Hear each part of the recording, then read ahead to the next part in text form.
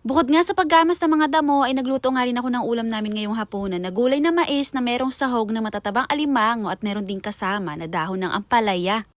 4:00 ng hapon nung umakyat ako dito sa taas ng bundok. Medyo maitim ang ulap at sa tingin ko nga ay maya-maya lang konti ay bigla nang uulan. Pero habang hindi pa umuulan ay sinamantala ko na muna dyan ang magkalaykay ng mga damo at maggamas na rin ng kaunti. At eto rin palang nililinisan ko na to ay pinag-iisipan ko pa kung ano kayang itatanim ko, kung pechay ba o mani. Maganda rin kasi magtanim dito ng pechay, buhagagan lupa at saka malambot kapag pinala. At kung mani naman ang itatanim ko, maganda rin naman kasi malapit sa kubo. At saka hindi kasi kami pwedeng magtanim ng mani sa malayo, gawa ng kakainin lang ng daga, kaya dapat malapit lang dito sa kubo. May isang oras din siguro ako dyan na nagagamas at nung mga bandang 5:00 na nga dyan ay unti-unti nang pumapatak ang ulan, kaya naman naglakad na nga kami papunta sa kubo dahil lumalakas na ang ulan. At dahil yero na ang bubong ng kubo namin, malaking tulong din talaga tuwing magsasahod kami ng tubig at saka wala na talagang tulo dito sa loob. Bala ko pa nga magbili ng isang malaking drum para marami-rami yung naiipon namin na tubig kasi ito yung ginagamit namin panghugas ng mga plato at saka ng mga kaldero. Nagsalang na din muna kami ng takore kasi umuulan, malamig ang panahon kaya siguradong masarap nito magkape. Meron din kaming baon dyan na tinapay na papalamanan pa at yan nga sana ikakape pa namin sa umaga, kaya lang nabawasan na namin ngayong hapon. Kalahating oras din siguro dyan na umuulan bago tumigil at medyo malakas din kasi napuno niya yung isang drum. At bukod nga sa nakaipon na kami ng tubig, siguradong natuwa din yung mga bagong tanim namin na gulay kasi nadiligan na naman. At dahil nga nakapalit na rin naman akong damit at ayaw ko na maggamas pa sa labas, kaya naman ang ginawa ko ay inasikaso ko na nga lang tong uulamin namin para ngayong hapunan. Hindi ko alam kung saan galing ang mais na to, pero ito kanina ay nakita ko na bitbit nila mama at meron pang kasama na ilang pirasong sweet corn na isasama ko na rin na igugulay. Sasahugan din pala namin to ng alimango at pagkabitak ko nga ay nagulat kami kasi matataba pala. Noong nakaraan kasi na nagluto din ng alimango yung kapatid ko, nakasamahan din nito ay mga payat, kaya nagulat kami nung pagkabukas ko ay matataba. Nalinisan ko na rin pala yan at pinagbabrush ko nga kanina, kaya pinaghati-hati ko na lang sila ngayon sa gitna. Luto na rin yung nakasalang namin na sinaing, kaya hinango ko na at ipinalit ko naman yung kawali na paglulutuan ko. Ginisa ko lang ng kaunti dyan yung mais at nung medyo naluluto-luto na siya ay saka ko lang nilagyan ng tubig. Natutuwa nga rin ako dito sa niluluto ko kasi mamaya siguradong magmumukhang marami ang aligi ng alimango kasi nga yung mais na niluluto ko ay merong kasamang sweet corn. Pagkalagay ko ng mga alimango, naglagay na rin ako dyan ng asin at saka kaunting pampalasa at pagkatapos hinayaan ko na muna siya dyan sa kalan at hihintayin ko naman na kumulo. At pagkalabas ko nga dito sa kubo, nakita ko si mama na abala pa rin sa pagtatanim ng kamote kahit na malapit ng dumilim. Para daw sa susunod na buwan kahit na papaano meron daw kaming makukuha na talbos na pang-ulam. At pagkabalik ko naman sa kubo, kumukulo na yung niluluto ko. Tinikman ko na rin pala yan at ayos naman na yung lasa niya, kaya nilagay ko na sa ibabaw yung mga dahon ng ampalaya. Pinailalim ko na rin kaagad yung mga dahon para maluto na at hindi ko na hinayaan pa siya dyan na nakasalang ng matagal, kaya maya-maya lang din konti ay hinango ko na. Mga bandang 7:00 dyan nung kumain kami lahat ng hapunan at grabe, nabusog na naman kami ng sobra kasi naman ang sarap ng ulam, ang tataba pa ng mga alimango. Pagkatapos namin kumain dyan ng hapunan, nagkwentuhan muna kami dyan ng kaunti at pagkatapos natulog na rin. At kinabukasan, nagising naman kami lahat ng maaga dahil magagamas na naman ng mga damo. So yun lang for today's video. Thank you for watching!